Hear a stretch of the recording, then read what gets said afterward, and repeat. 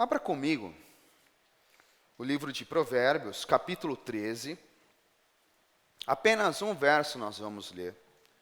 O verso 12. Provérbios, capítulo 13, verso 12. Hoje, infelizmente, por conta da chuva, o rapaz que fica ali na mídia não conseguiu chegar. Então, nós não teremos a projeção. Então, se você não trouxe Bíblia, infelizmente, hoje nós não teremos a projeção. Mas é apenas um verso. Eu vou ler aqui pausadamente, você com certeza vai conseguir compreender a ideia desse verso. Provérbios, capítulo 13, verso 12. Hoje, um pouquinho diferente, eu lerei na tradução internacional, nova versão internacional da Bíblia. Não lerei na mensagem. Diz assim, ó: a esperança adiada desfalece o coração, mas o desejo atendido é árvore de vida. Vou repetir mais uma vez este provérbio. A esperança adiada desfalece o coração, mas o desejo atendido é árvore de vida. Uma das coisas mais importantes para todos nós, pelo menos eu entendo assim, e acho que também você deve ter essa percepção, para todos nós, seres humanos, uma das coisas mais importantes é a esperança. Nós precisamos da esperança. Fica muito difícil enfrentar a vida, lidar com a história, encarar os dias, construir os nossos projetos, encontrar a felicidade, lidar com a angústia, encarar o medo. Fica muito difícil tudo isso sem esperança. Muito difícil. Aliás, há um dito popular, um dito que vem do latim, inclusive eu tenho tatuado na minha pele, que diz o seguinte: enquanto há vida, há esperança. E eu gosto de pensar, inclusive, o inverso.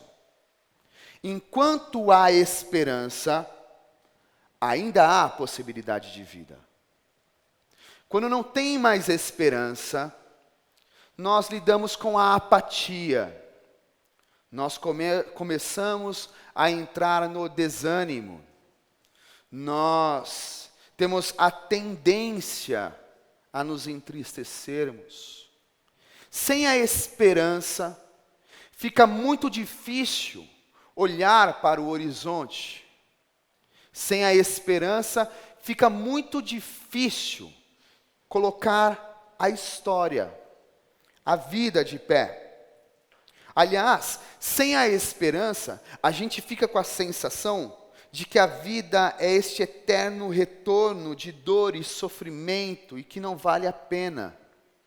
Aliás, há um poeta que eu gosto muito, que diz, de alguma forma, que sem a esperança a vida não passa de um museu de grandes novidades. Um museu com grandes novidades, mas é uma repetição. Então eu queria falar com essa perspectiva do tempo. Já se passaram alguns meses, mais da metade do ano ficou para trás. E talvez você, assim como o texto nos chama a atenção, talvez você tenha adiado a sua esperança. Talvez, diante das circunstâncias do ano, você está adiando a sua esperança. E isso, tenho a impressão, que pode te deixar numa situação de letargia, de dor, perdido. Eu aprendi com o professor Cortella que esperança é o lugar das coisas que ainda não estão prontas. E isso é lindo. Porque isso significa o seguinte: não importa o que ficou para trás, isso já foi. O que vale agora mesmo é, a partir desse instante, do mês de julho, desta quinta-feira, o que eu faço. Esperança é o lugar do que ainda não está pronto, do que está para ser construído. Então, diante disso, eu quero repartir 2 pontos, 2 ideias com você. E a primeira coisa que eu gostaria de deixar é não confunda a esperança com espera. Por favor, não confunda a ideia de esperança, principalmente a esperança cristã, com espera.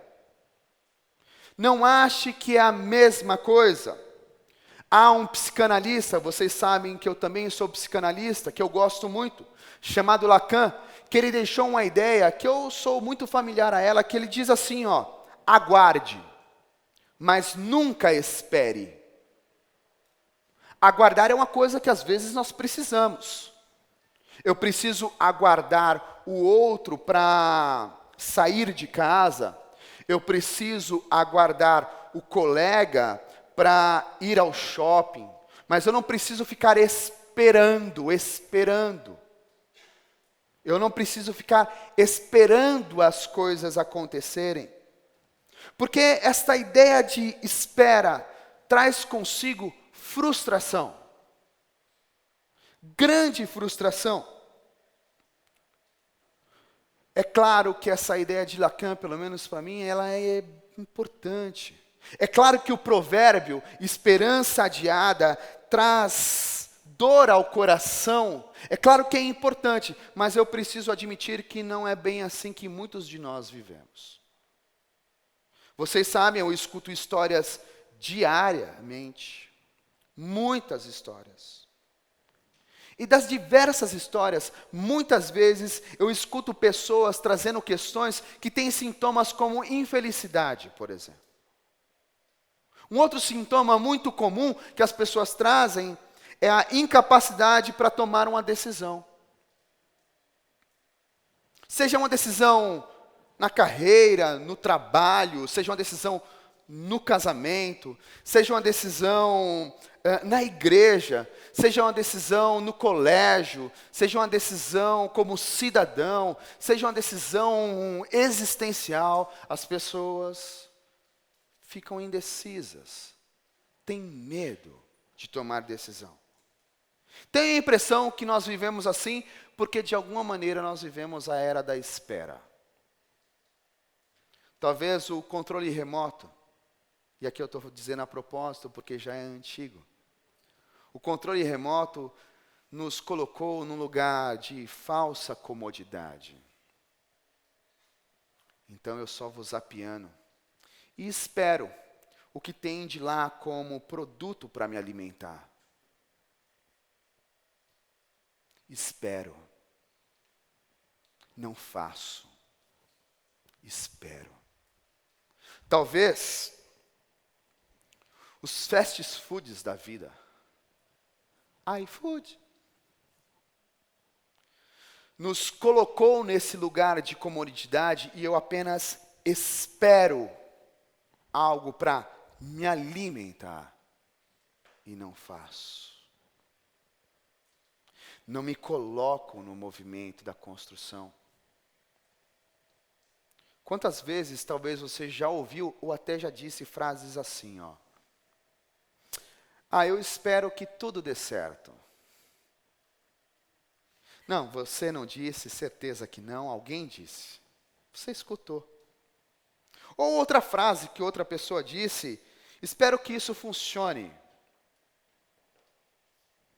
Eu espero conseguir.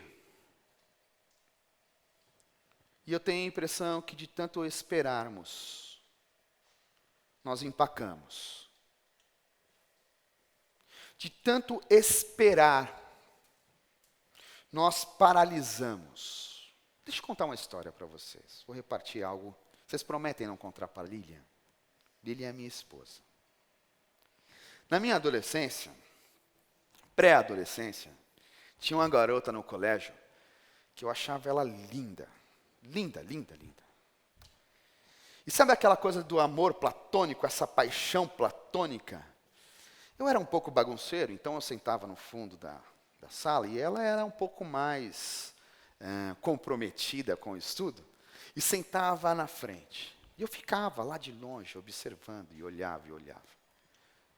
E eu sempre pensava, no momento certo, eu vou chegar.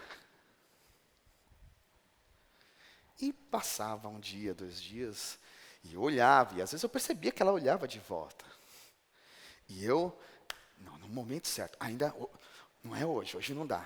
Hoje, então as amigas estão por perto, hoje não dá, mas no momento certo. E eu fiquei esperando o momento certo. Até que um belo dia,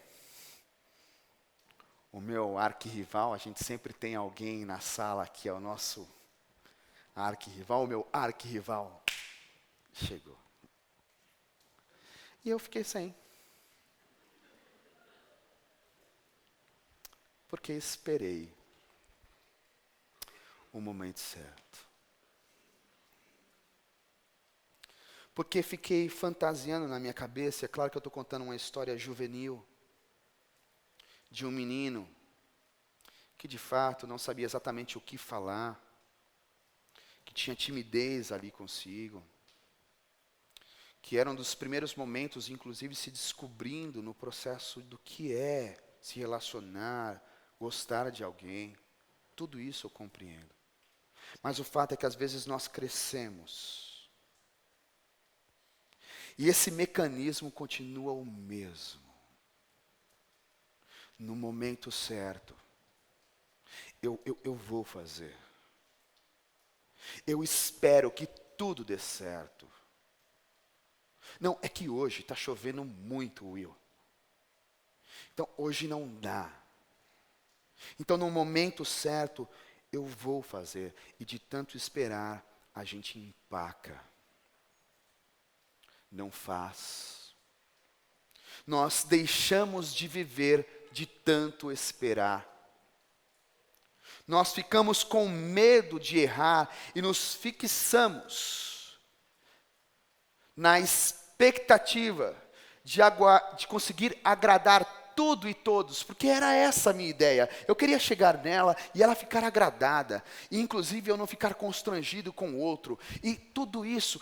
Então essa ideia de querer agradar tudo e todos, essa fixação de querer agradar tudo e todos, nos empaca, inviabiliza a nossa caminhada. A gente fica com a sensação de que estamos economizando a vida. Porque como eu contei essa história juvenil, assim também acontece, por exemplo, no seu casamento. Você fica adiando o dia de sentar com a sua esposa e conversar para resolver as coisas. No dia certo, no momento certo, eu farei isso. Você fica esperando o passeio adequado para chegar no seu filho e pedir desculpas. No momento certo. Você fica esperando o momento certo para inclusive dizer o seguinte: eu vou reconstruir a minha história, agora não dá. E você não faz mais nada. Você fica aguardando o momento certo, o momento ideal, de temperatura e pressão, de economia magnífica, para que você seja feliz, e aí as coisas não andam. Então essa fixação de ter tudo agradado, tudo perfeito, nos faz economizar vida. E economizar vida, diferente de como funciona em outras esferas, economizar o dinheiro lá em casa faz muita diferença porque o vermelho fica um pouquinho menor. O valor do vermelho fica um pouquinho menor. Mas economizar vida não me tira do vermelho. Na verdade, na vida é inverso. Economizar vida é orientado apenas para uma operação matemática, subtração. Quanto mais vida eu economizo, menos eu tenho. Aliás, não são palavras minhas, é de Jesus. Quem quiser ter vida, irá perder. Porque se lança, não espera. Quem quer ter vida de verdade, vida plena, não espera o momento adequado de temperatura e pressão. Essa questão de economizar subtrai de nós experiências, histórias, sentimentos. Tudo porque ficamos esperando. adiamos a esperança. E assim alimentamos algo que é muito comum no nosso dia a dia. Quantos de vocês já ouviu alguém por perto, se não você mesmo, dizendo o seguinte: estou ansioso? De onde você acha que vem isso? De onde você acha que brota a ansiedade? A ansiedade brota de esperar, de adiar a esperança. Por isso que ela de alguma maneira machuca, faz o coração ficar perdido. Adiar a esperança nos traz ansiedade, porque eu fico apenas aguardando, porque eu fico apenas esperando que as coisas aconteçam. Alimentamos o sofrimento na percepção e expectativa de algo que está por vir. Eu e você, muitas vezes, não conjugamos a palavra esperança. Eu e você, muitas vezes, ao invés de conjugar a palavra esperança, a gente assume ela como espera. A gente senta e espera. No nome de Jesus de Nazaré, não fique sentado esperando, porque o seu casamento vai morrer. Porque a relação com o seu filho vai esfriar. Porque a sua vida vai perder cor. Porque inclusive a sua saúde mental irá ser prejudicada. Porque inclusive coisas dentro do seu coração serão de fato doloridas. Porque você espera. E espera. Alimentamos a apatia. Esperando. Alimentamos o medo de errar. Alimentamos uma indisposição de construir o futuro. Esperando. O livro de Provérbios deixa muito claro esse sentido de adiar a esperança e ser alimento da ansiedade. Provérbios capítulo 12, verso 25 diz assim: a preocupação e a ansiedade deprime. Deixa eu lhe dizer uma coisa, não foi um psicanalista que disse isso. Isso não foi um filósofo. Isso está escrito na Bíblia. Isso é um conselho bíblico. Isso de alguma maneira é a voz de Deus soprando, ou seja, a preocupação e a ansiedade deprime. Ou seja, ficar adiando a esperança é alimentar a ansiedade e isso levará à depressão. E aí você fica se perguntando, não estou entendendo, por que eu estou tão entristecido, entristecida? Por abraçarmos a espera, a cômoda, entre grandes aspas, espera, por medo de errar, por medo de perder a vida, por medo de pararmos no inferno, porque você pode pensar o seguinte: Will, mas se eu for fazer eu posso errar, e isso pode me levar a caminhos tortuosos. Tudo bem, está tudo bem, faça pelo menos. Não espere. Porque faça pelo menos, porque inclusive em Jesus de Nazaré, nenhuma condenação há para aqueles que estão debaixo dele. Ou seja, fazer e errar faz parte do viver, faz parte da pedagogia da vida. Não é este o desejo de Jesus, que você acerte sempre. Aliás, Ele sabe que você errará. Talvez a questão é ficar esperando, apático. Apática.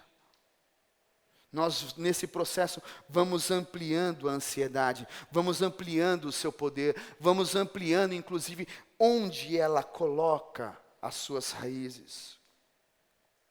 O convite do cristianismo não é este.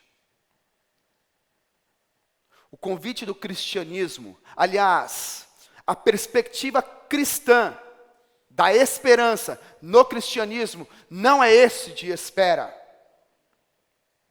O convite da esperança cristã é orientado para a ação.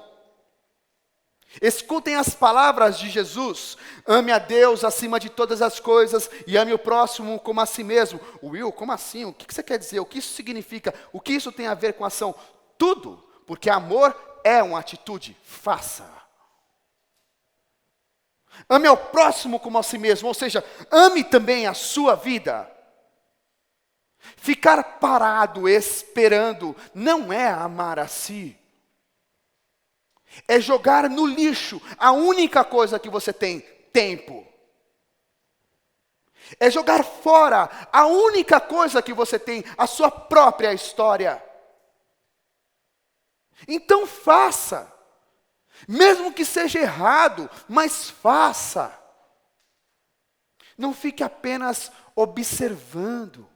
Não. Não adie. A única coisa que pode de fato lhe trazer vida plena, um amor enquanto atitude, enquanto movimento.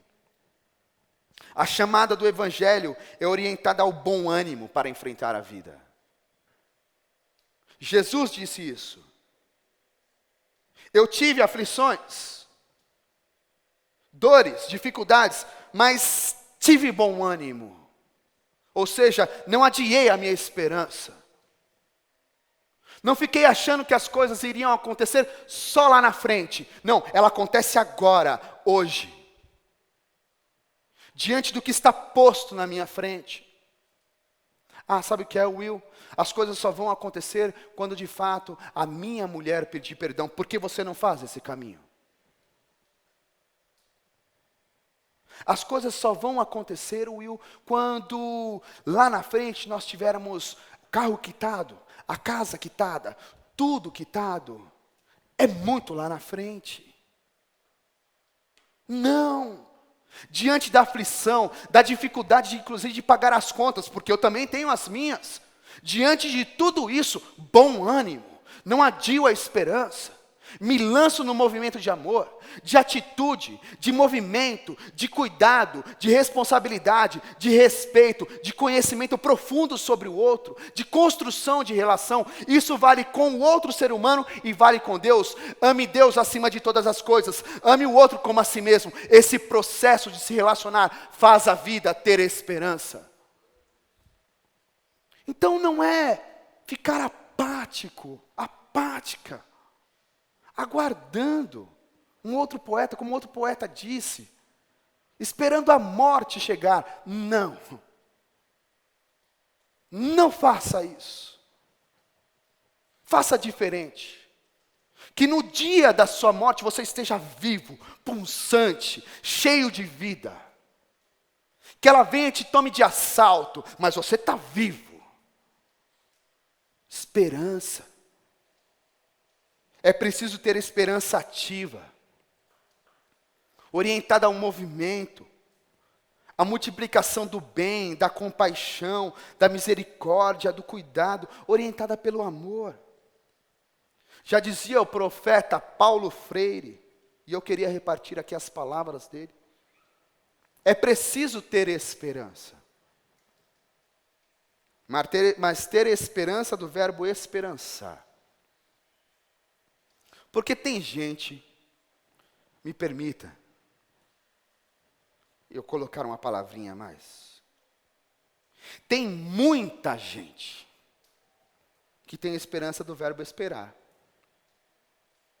E esperança do verbo esperar não é esperança, é espera. Me permita outra palavra? Não é só espera, é apatia. Esperançar, diz o profeta Paulo Freire, é se levantar, é ir atrás, é construir, é não desistir, é levar adiante, é juntar-se com outros e fazer de outro modo. Will, mas eu já tentei até aqui várias coisas. Então, junte-se a outros e faça agora de outro modo. Esperança. Esperançar é construir o reino dos céus. Deixa eu lhe dizer uma coisa, o reino dos céus não está pronto. Aliás, ele está entre nós. E talvez ele não tenha mais contorno de beleza por causa da minha e da sua apatia. Por causa da minha e da sua espera. Talvez por isso o reino dos céus não é mais belo. Porque nós estamos assistindo, esperando ele acontecer. Ele não acontece sem o meu e sem o seu movimento.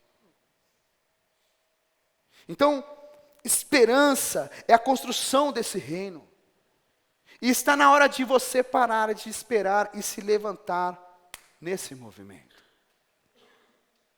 Talvez você aí, que seja como eu, de tradição evangélica, esteja se questionando. E a glória do porvir, Will? Você está falando para não deixar? E esse negócio lá do porvir, da glória do porvir? Te respondo de uma forma muito simples. Fique em paz. Não são palavras minhas, são palavras de Jesus, que Ele estava indo ao Pai e já preparou um lugar para você. Fique em paz. Lá na frente já está resolvido. A questão é agora. Fique em paz. A glória do porvir já está dada. Se chama graça. Foi instaurada para toda a humanidade. Então fique em paz. Segunda coisa que eu gostaria de repartir com vocês, já indo para o fim. Esperança e desejo são duas palavras, duas ideias, dois movimentos, duas atitudes que são inseparáveis. Estão unidas. Pense comigo. Você há de convir que há um paradoxo na perspectiva da esperança cristã. Mas na minha leitura, é um lindo paradoxo. Um extraordinário paradoxo. Talvez você está se perguntando, qual paradoxo você está falando, Will? De um lado, da perspectiva cristã, nós temos a cruz. Está na perspectiva cristã de esperança a cruz. Uma representação do fracasso. Uma representação da frustração. Uma representação de tudo aquilo que impede, que obstrui a vida de acontecer. Está na perspectiva cristã. Não dá para tirar a cruz da perspectiva cristã. Não dá para dar uma coloridinha na cruz e falar, não, ela é bonitinha. Não é. A cruz é a representação, inclusive, da dor, do sofrimento, de processos que impedem a vida de acontecer. Essa é a cruz. Em outras palavras, a cruz, de alguma maneira, é a representação daquela ideia que há um destino definido, a morte. Pronto, e acabou, não tem jeito. Acabou. Mas também há na perspectiva cristã a existência da ressurreição. E eu acho linda a ideia da perspectiva cristã, porque nós não conseguimos encontrar um símbolo para a ressurreição. Sabe por quê? Porque é impossível. Porque diante da novidade de vida, da novidade de história, é impossível criar um símbolo. É impossível definir um desenho. É impossível tentar delimitar essa perspectiva. Só existe um caminho: experimentar. É impossível definir bem desenhadinho o que significa a perspectiva da ressurreição. Mas eu tenho para mim que, dentre tantas outras coisas, a perspectiva da ressurreição é algo extraordinário na história da humanidade. Porque transforma a cruz e a morte em outra coisa. A ressurreição é a perspectiva da esperança em movimento, que não para, que não espera, que de fato faz, que acontece, que toma vida na mão. E a perspectiva da ressurreição começa a partir do desejo de Deus de reconstruir um novo vínculo com a humanidade. A perspectiva da ressurreição se inicia a partir de um desejo de Deus de restaurar uma aliança comigo e com você. A perspectiva da ressurreição, de uma nova história, começa a partir do desejo de Deus de falar o seguinte: não, eu não vou apenas esperar, eu farei a vida acontecer, eu farei a história acontecer, eu farei a humanidade ser frutífera. É o desejo de Deus. Há um desejo em Deus, de fato, de construir a história. A partir do desejo de Deus, uma nova aliança se concretiza. A partir do desejo de Deus, um novo link, uma nova conexão se estabelece. A partir da perspectiva de Deus, uma nova relação se inicia. Lembra do perdão? Quem deveria pedir perdão para Deus seríamos nós. O que Ele faz? Fica aguardando? Esperando? Não. Faz a esperança acontecer. É Ele que se encarna. De fato, para mostrar para nós que é o seguinte: a vida ela é tão sagrada, mas tão sagrada, que não vale a pena ficar sentado esperando comodamente. A gente faz ela acontecer. A gente faz ela se construir. A gente refaz a aliança. Não importa se foi o Will que errou. Eu não estou preocupado, o que eu quero é reconstruir essa relação. Não importa. Não importa onde foi o erro, o que vale é de fato reconstruir essa história e essa relação. A partir do desejo de Deus, do esperançar, da encarnação de Jesus, fica posto: não existe fracasso que não possa servir de um novo começo. Está posto isso. Não existe paralisia que não possa de fato ser vencida. Não existe. Talvez você diga o seguinte: Will, mas você não conhece minha condição. Eu estou aqui há muito tempo, eu não consigo sair desse lugar. A partir da perspectiva de esperança cristã, não existe paralisia que não possa ser vencida. Não existe. A partir da perspectiva cristã, não há morte existencial que não possa ser transformada em uma nova vida, e nova vida, e nova vida, e nova vida. Não existe. A partir da perspectiva cristã, nós lidamos sim com o paradoxo da cruz, da dor. E aqui eu queria lembrar a história de Jesus e um amigo seu, Lázaro, onde ele não negligencia a dor, onde ele não finge que não está acontecendo nada. Quando chega lá e seu amigo está morto, ele chora, ele se derrama, ele lamenta.